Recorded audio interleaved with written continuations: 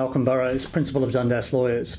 Dundas Lawyers is an award-winning technology and intellectual property law firm that's unique in that we do both front-end advisory work and we also litigate in these areas of practice. In this short video, I'll discuss the circumstances where COVID-19 has been attempted to be used as a justification for delay in legal proceedings in the Federal Court. So the Federal Court of Australia has been quick to respond to the current COVID-19 panic by changing its procedures and has even conducted entire trials using Microsoft Teams.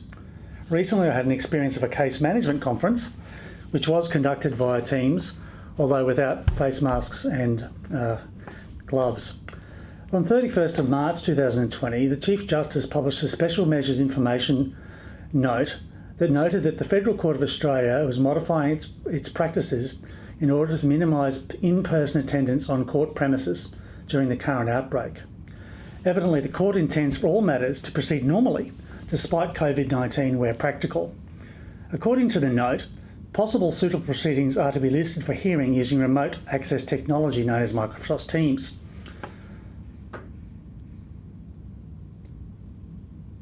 It also released on 2nd of April the National Practitioners Litigation Guide to Virtual Hearings and Microsoft Teams. The guide sets out the steps for participating or appearing in a virtual trial. It further states that in the event of unforeseen and unavoidable technological issues, the court will temporarily adjourn to address those issues, but will not adjourn the matter entirely. One case that dealt with the potential limitations of virtual attendance is the recent case of Capic and Ford Motor Company of Australia, 2020 FCA 486. In that case, Justice Perham held that an unreliable internet connection was not enough of a reason to proceed with the virtual trial. However, His Honour did note that a virtual trial may not be appropriate in all cases. For example, when an applicant does not speak English and is in immigration detention, or whether a witness does not have access to the internet. So, what if a party is located overseas? It does not matter if they're overseas or a party is out of state, or, for example. The proceedings will still go ahead using the digital platform. And this has been illustrated in a recent case of Australian Securities and Investments Commission and Get Swift Limited, 2020 FCA 504.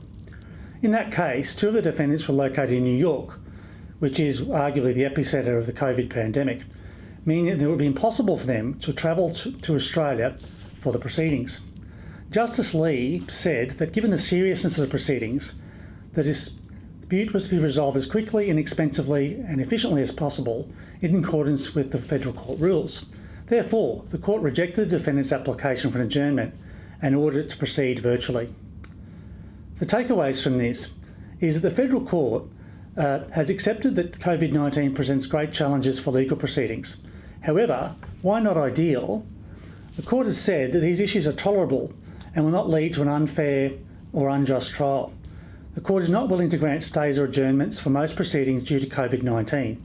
So instead, where possible, proceedings will commence as normal using the likes of Microsoft Teams. So if you're putting your hand up saying, a delay because of Microsoft Teams, you might need to think again, or because of COVID-19, you might need to think again.